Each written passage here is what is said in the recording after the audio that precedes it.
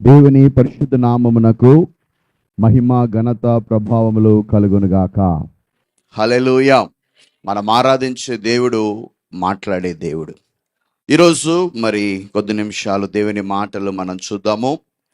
దేవుని పరిశుద్ధ గ్రంథమైన బైబిల్లో నుండి మన ధ్యానము కొరకు యెషయా గ్రంథము 62వ అధ్యాయము 10వ వచనాన్ని మనం ఒకసారి చదువుదాం. గుమ్మముల ద్వారా రండి, జనమునకు త్రోవ సిద్ధపరచుడి, రాజమార్గమును చక్కపరచుడి, చక్కపరచుడి. ఈ యొక్క మాట మనం చెప్దాము. రాజమార్గమును చక్కపరచుడి. సో చక్కపరచుడి, ఈ మాట చెప్తాం. చక్కపరచుడి. హల్లెలూయా. ఈరోజు దేవుడు మనతో మాట్లాడుతున్న మాట ఏంటంటే చక్కపరుచుకొనుడి. హల్లెలూయా. మనందరము కూడా చాలా విషయాల్లో చక్కపరుచుకోవాలి. ఏ విషయాలు మనము చక్కపరుచుకోవాలో పరిశుద్ధాత్మ దేవుడు మనతో ఈ దినం మాట్లాడునుగాక. ఒక చిన్న ప్రార్థన చేద్దాం. Thank you Holy Spirit. మా పరమ తండ్రి, మీ పరిశుద్ధ నామాన్ని బట్టి మీకు వందనాలు, స్తోత్రములు. ఈ దినమున మీరు మాతో మాట్లాడండి ప్రభువా. నాయనా, నీ వాక్కుకై ఎదురు చూస్తున్నాం తండ్రి. మీరు మాట్లాడితే మేము బ్రతుకుతాం నాయనా. మీరు మాట్లాడితే మేము బలపరచబడతాం తండ్రి. మీరు మాట్లాడితే మా బ్రతుకులు సరిచేయబడతాయి ప్రభువా. ఆశగల ప్రాణాన్ని తృప్తిపరిచే దేవుడవు. ఎంతోమంది ఆశతో నీ వాక్యం కొరకు మేమందరం వచ్చి ఉన్నాము. మీరు మాట్లాడండి, మీరు మహిమ పొందండి. యేసు నామములో ప్రార్థిస్తున్నాను తండ్రి, ఆమేన్. హల్లెలూయా. ఈరోజు మనం బ్రతుకున్నామంటే, జీవిస్తున్నామంటే, పోషించబడుతున్నామంటే, ఆశీర్వదించబడుతున్నామంటే సమస్తము దేవుని యొక్క మహాకృప ద్వారానే. హల్లెలూయా, హల్లెలూయా. ఉదయం చూసిన వారు సాయంకాలం కనబడలేకపోతున్నారు, సాయంకాలం చూసిన వారు ఉదయం కనబడకుండా పోతున్నారు. ఇలాంటి భయంకరమైన దినాలలో జీవిస్తున్న మనము ఎన్ని చోట్ల తిరుగుతున్నా, ఒక వారం తర్వాత మరొక వారం, ఒక నెల తర్వాత మరొక నెల, ఇంకో సంవత్సరం తర్వాత మరొక సంవత్సరం ఇక్కడ కనబడుతున్నామంటే అది దేవుని యొక్క మహాకృప. హల్లెలూయా. దేవుడు మనతో మాట్లాడాలనుకున్న మాట ఏంటంటే చక్కపరుచుకొనుడి, చక్కపరుచుడి, చక్కపరుచుడి. చూడండి, చక్కపరుచుడి అనే మాటను మనం ఎప్పుడు ఉపయోగిస్తామంటే, ఇప్పుడు ఊరికి వెళ్ళేటప్పుడు అందరూ ఏం చేస్తారంటే, ఆ లగేజ్ అంతా సర్దుకున్నారా, చక్కబెట్టుకున్నారా, ఎన్ని రోజులు ఉండాలి, మీరు అక్కడికి వెళ్ళిన తర్వాత మనం అక్కడ ఎన్ని రోజులు ఉండాలో కదా, దానికి సంబంధించిన లగేజ్ అంతా ముందే చక్కబెట్టుకోవాలి కదా. అన్నీ చక్కబెట్టుకోవాలి, లగేజ్ చక్కబెట్టుకోవాలి, ప్రయాణానికి అన్నీ చక్కబెట్టుకోవాలి, తర్వాత వర్తమానాలు చక్కబెట్టుకోవాలి, అన్ని విషయాల్లో చక్కబెట్టుకోవాలి. అంటే ఒక గంట ప్రయాణానికి లేకుంటే ఒక దిన పరిచర్యకి ఎన్నో రోజుల నుంచి ఆలోచించాలి. హల్లెలూయా. ఎన్నో నెలల నుంచి కూడా ఒక్కొక్కసారి మనము ఆలోచిస్తూ ఉంటాం. అలాగే మనము ఎవరైనా ఇంటికి వస్తున్నారన్నప్పుడు ఏం చేస్తాం తెలుసా, ఎక్కడ ఇండ్లు ఏ రీతిగా ఉంటుందో తెలియదు, కానీ వస్తున్నప్పుడు కనీసం అప్పటికైనా సరే మొత్తం కొంచెం ఆ ఎక్కడెక్కడైతే చిందరమిందరగా ఉందో అవన్నీ కూడా మనము చక్కబెట్టుకుంటాం. ఎందుకంటే చక్కబెట్టుకోవడం అనేటువంటిది చాలా చాలా ప్రాముఖ్యమైన విషయం. హల్లెలూయా. తల్లిదండ్రులు పిల్లల కొరకు చాలా విషయాలు ముందే చక్కబెడుతుంటారు. ఆర్థికంగా చక్కబెడుతుంటారు, వస్తువులు ముందే చక్కబెడుతుంటారు, మంచిగా వారికి కావలసినది ముందే పిల్లల ఆలోచనకు రాకముందుగానే చక్కబెట్టుకుంటుంటారు. ఎందుకంటే వారికి ఉన్నా లేకపోయినా పిల్లల కోసం కదా. ఇప్పుడు చాలామంది యవనస్తులు ఉన్నారు ఇక్కడ. చాలామంది తల్లిదండ్రులు ఏం చేస్తారంటే, వారు ఎంత కష్టపడుతున్నారో ఒక్కొక్కసారి తెలియదు మనకు ప్రతి నెల పాకెట్ మనీ పంపించడానికి వాళ్ళు ఎన్ని చక్కబెట్టుకుంటున్నారో, ఎంత కష్టపడుతున్నారో, వారు ఎంత ప్రయాసపడుతున్నారో మనకు తెలియదు. కానీ మనకు టైం కల్లా మనకి వారు పాకెట్ మనీ కానీ లేకుంటే మనకి ఏదైనా ఇస్తున్నారంటే వాళ్ళు ఎన్ని సర్దుబాటు చేసుకుని వచ్చి ఉంటారు. హల్లెలూయా. సమయంలో దేవుడు మాట్లాడుతున్నాడు.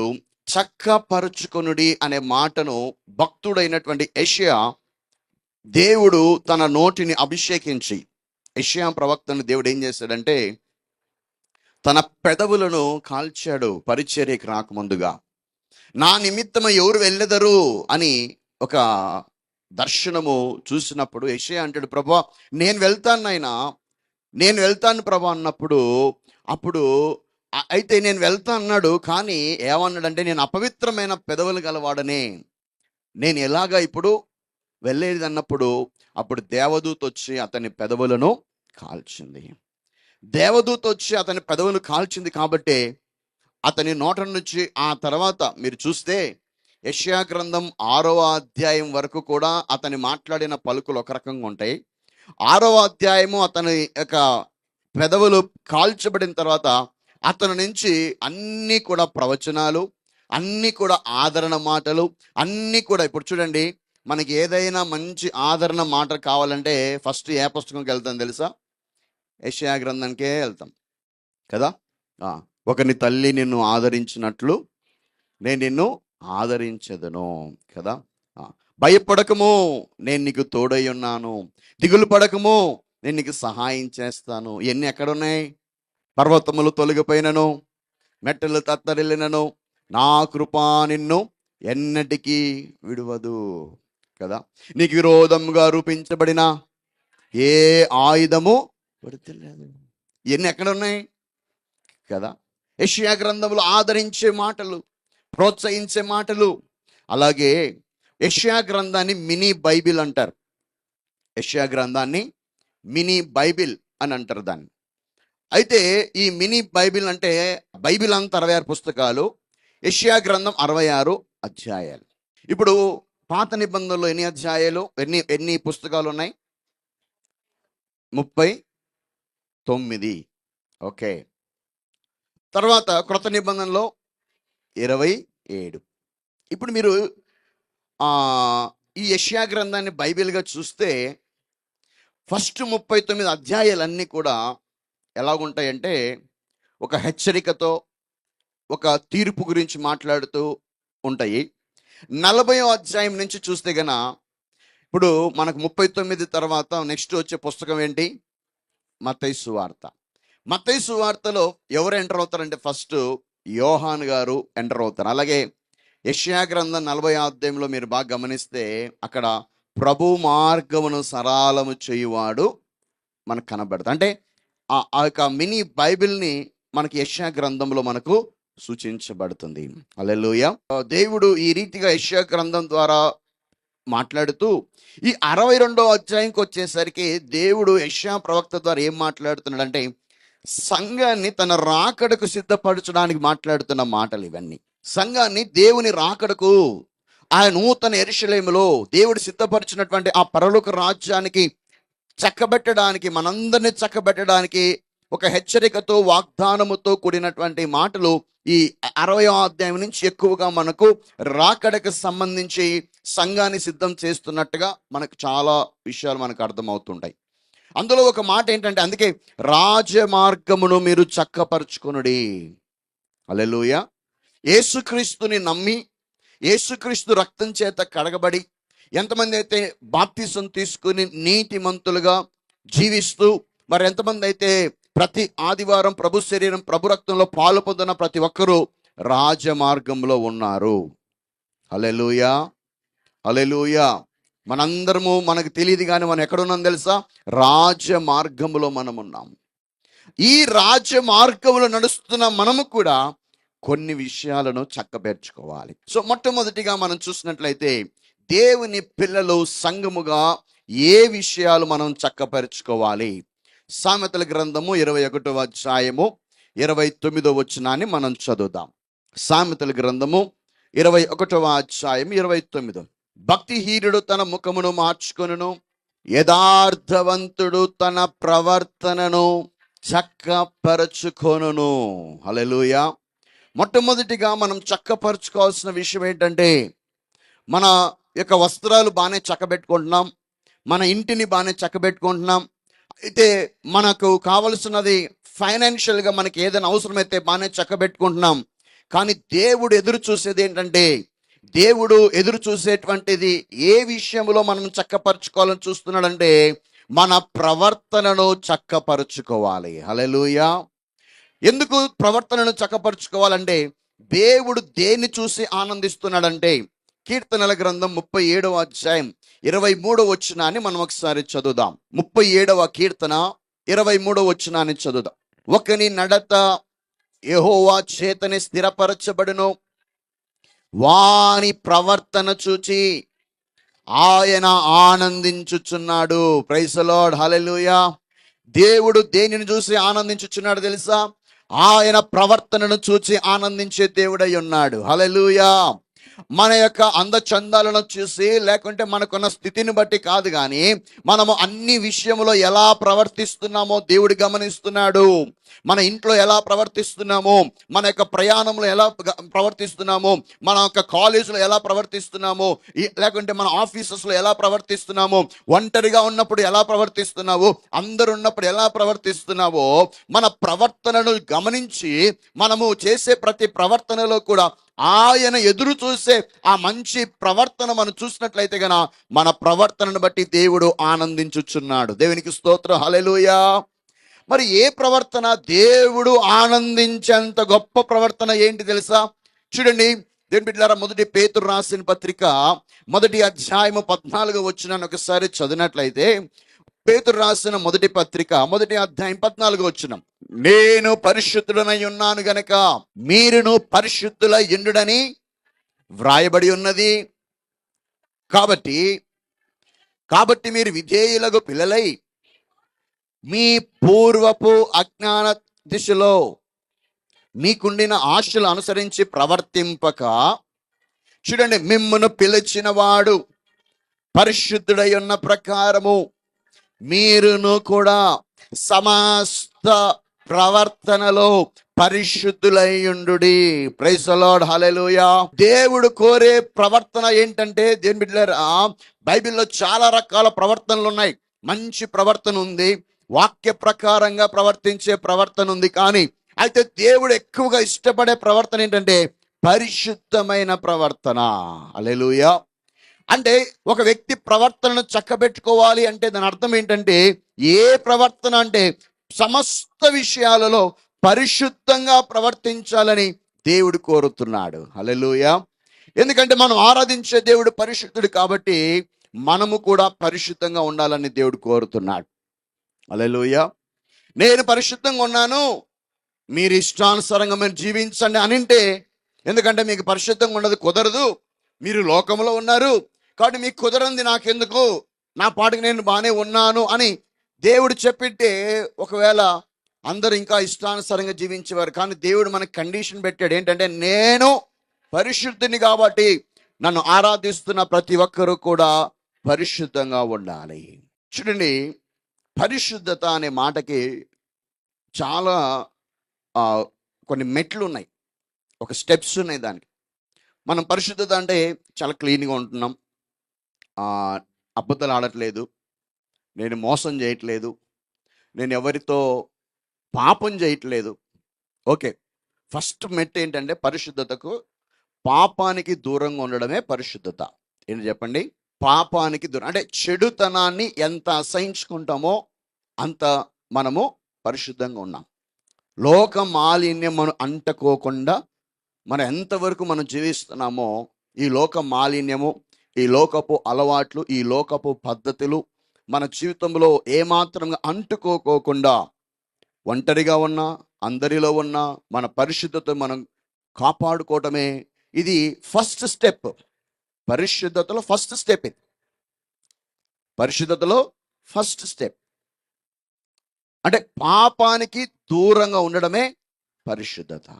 Praise the lord. Hallelujah. Hallelujah. ఇది మనకు బైబిల్లో తెలిసినప్పుడు ఏంటంటే, యెహోవా యందు భయభక్తులు కలిగి ఉండుట, చెడుతనమును అసహించుకొనుట. ఇది పరిశుద్ధతలో ఒక బేసిక్ స్టెప్.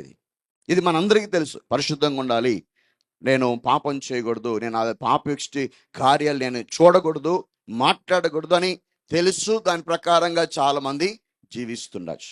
ఇది పర్సనల్ లైఫ్. రెండవదిగా పరిశుద్ధతకి దేవుడు ఒకటి లింక్ పెట్టాడు.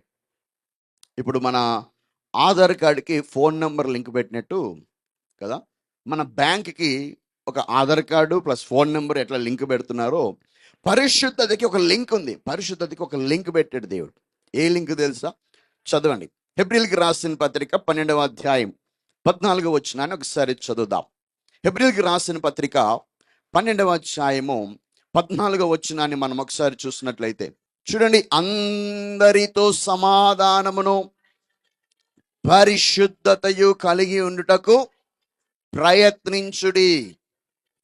పరిశుద్ధత లేకుండా ఎవడునో ప్రభువును చూడలేడు. అంటే అందరితోనంట ఎలా ఉండాలంట? సమాధానము. పరిశుద్ధతయు అంటే దాని అర్థం ఏంటంటే, పరిశుద్ధతకు ఒక లింక్ ఏంటి తెలుసా? అందరితో సమాధానంగా ఉండడం కూడా పరిశుద్ధతనే. హల్లెలూయా. నా పాటికి నేను రోజుకి గంట సేపు ప్రార్థన చేసుకుంటానండి. నా పాటికి నేను రోజుకి 10 అధ్యాయాలు వాక్యం చదువుతానండి. నా పాటికి ప్రతి ఆదివారం క్రమం తప్పకుండా దేవుని వాక్యాన్ని నేను వస్తుంటానండి. నా పాటికి నేను వస్తాను, నా పాటికి వెళ్ళిపోతున్నాను. నా పర్సనల్గా నేను బాగా కరెక్ట్గా పరిశుద్ధంగా ఉన్నానని పక్కనలతో సమాధానంగా లేకపోయినా కూడా అది పరిశుద్ధత కాదు.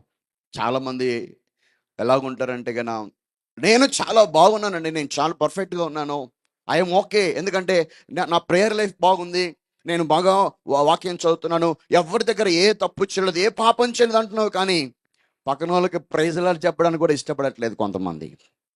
పక్కన వాళ్ళతో కలిసి పని చేయాలంటే, కలిసి పరిచర్య చేయాలంటే, కలిసి పనులు చేయాలంటే వాళ్ళుంటే నేను రాను, వీళ్ళుంటే నేను అస్సలు రాను అక్కడికని ఒక అసమాధాన పరిస్థితికి వచ్చామనుకోండి, మన పరిశుద్ధతకు వాల్యూ లేదు.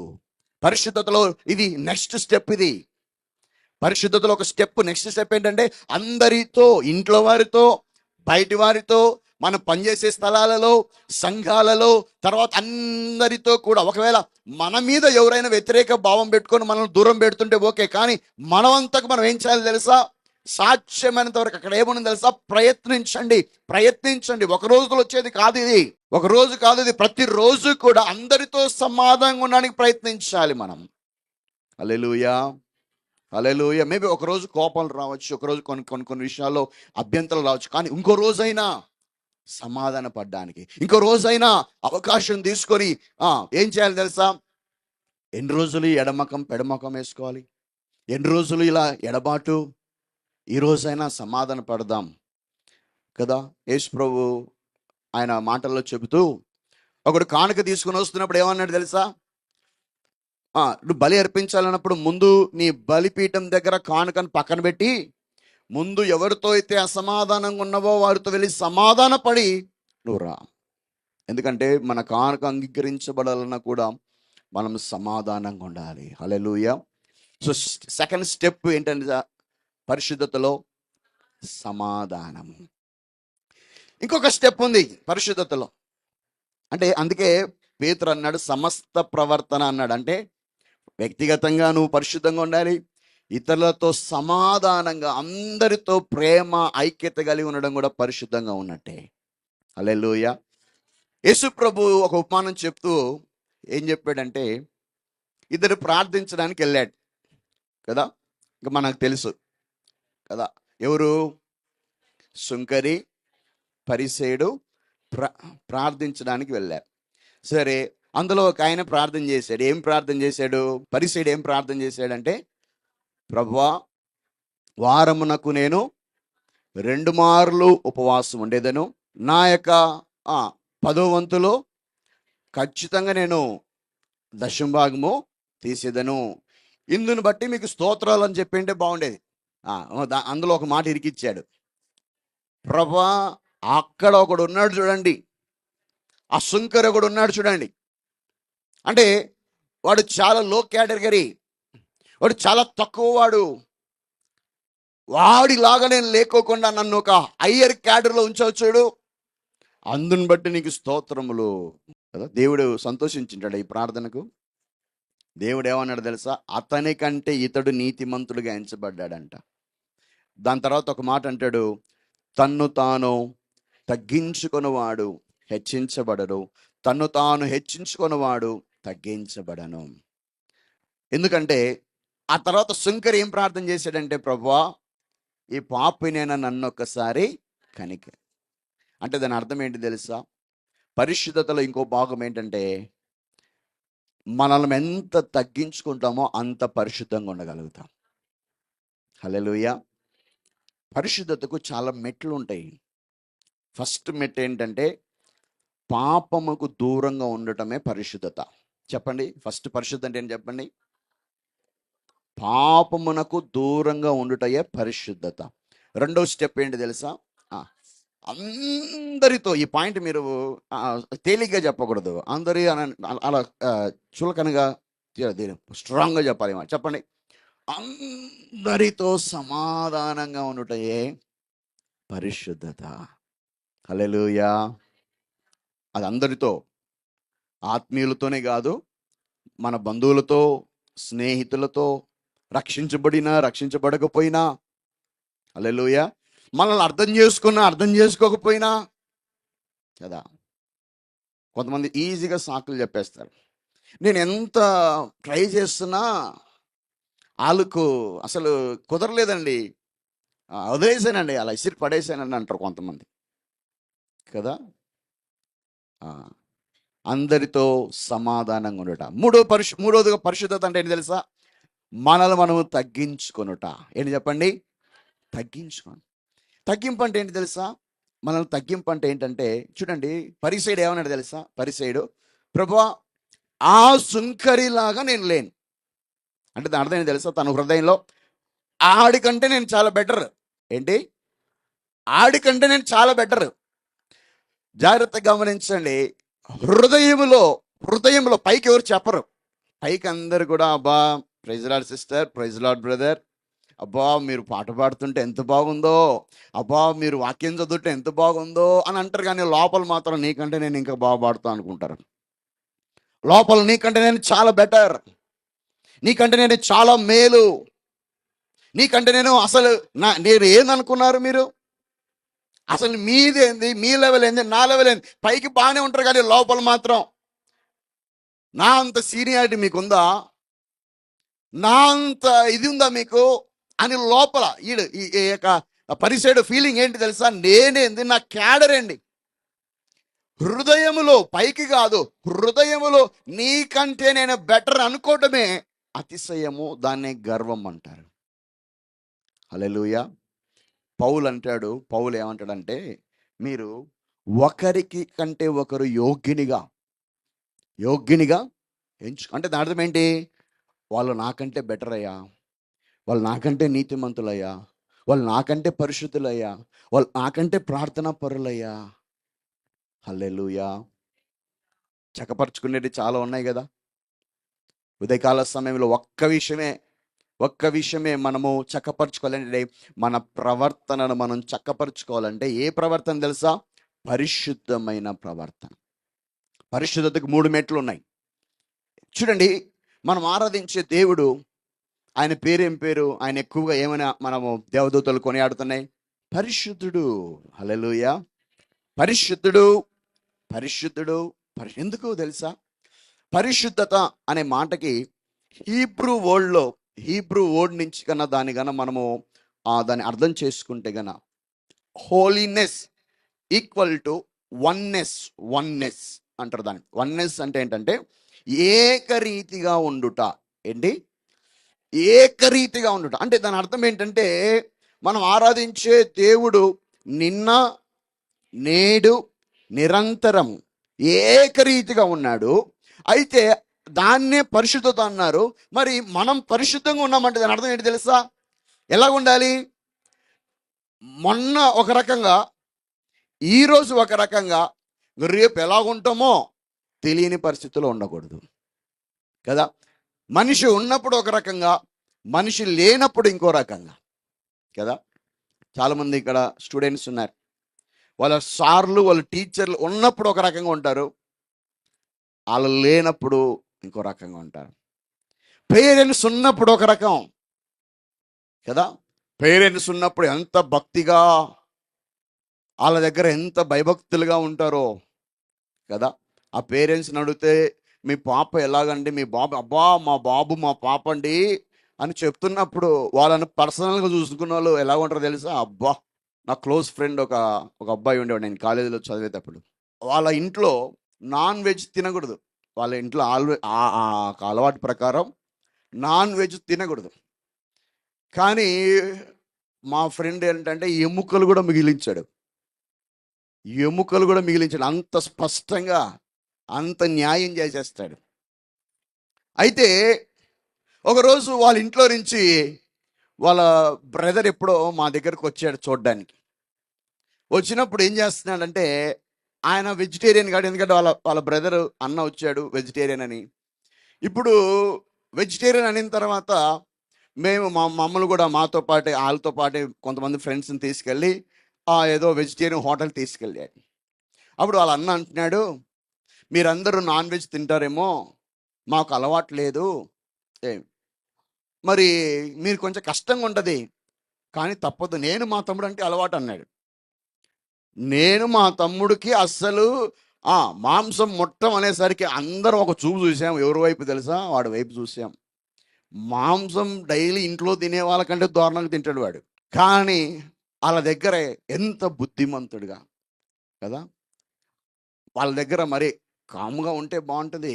వాళ్ళ అన్న దగ్గర ఇంప్రెస్ కూడా, అసలు అన్న ఆ వాసన అంటే నాకు పడదన్న, వీళ్ళు ఎట్లా తింటారో అర్థం కాదన్నా అంటారు. అరే నేను కన్నా నోరు ఇప్పానంటే కానీ అర్థం చేసుకున్న వానికి క్షేమాన్ని, ఎందుకంటే ఫ్యూచర్ చాలా ఉంది వాడికి.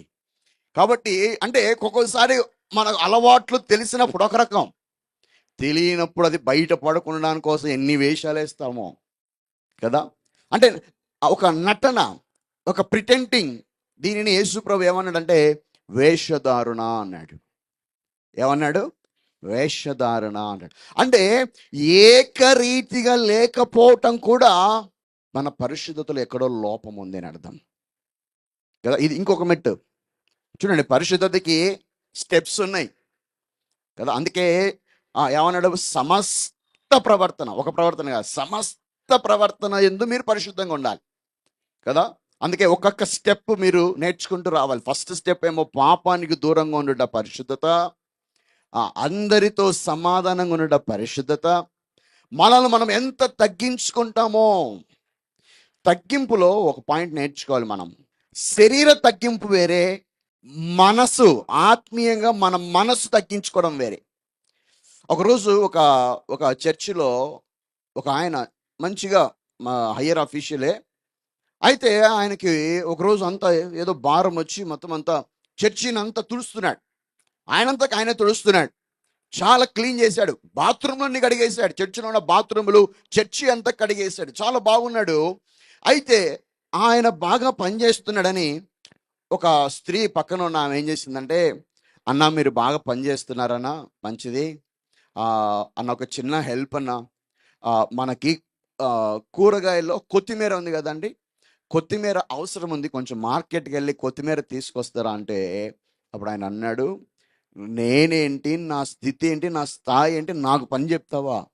అరే ఇప్పటిదాకా నువ్వు మందిరం ఊడ్చావు కదా, ఇప్పటిదాకా మందిరం అంతా కడిగావు కదా, నువ్వు మందిరం కడిగావు కాబట్టి నీకు మంచి తగ్గింపు ఉందని చెప్పేసి ఒక పని, జస్ట్ చిన్న పని, పక్కనే మార్కెట్ కూడా పక్కనే ఉంది, ఇంకా ఎవరు రాలేదు, కుర్రోళ్ళు ఎవరు రాలేదు, మీరు వెళ్ళి జస్ట్ ఆ కొత్తిమీర కట్ట కొంచెం అవసరం ఉంది తీసుకొస్తారంటే, అస్సలు నాకు పని చెప్తారా మీరు? మీరేంది నేనేందండి అంటే, శరీరపరంగా అన్ని పనులు చేయటానికి తగ్గింపు ఉంది, కానీ మనస్సులో నేను ఈ పని చేయాలా, నువ్వు చెప్తే నేను ఈ మాట వినాలా, నువ్వు చెప్పిన మాట నేను వినాలని చెప్పేసి మనస్సులో తగ్గింపు లేకోకుండా ఉంటుంది చూడండి, అది మనం సరి చేసుకోవాలి. హల్లెలూయా, హల్లెలూయా.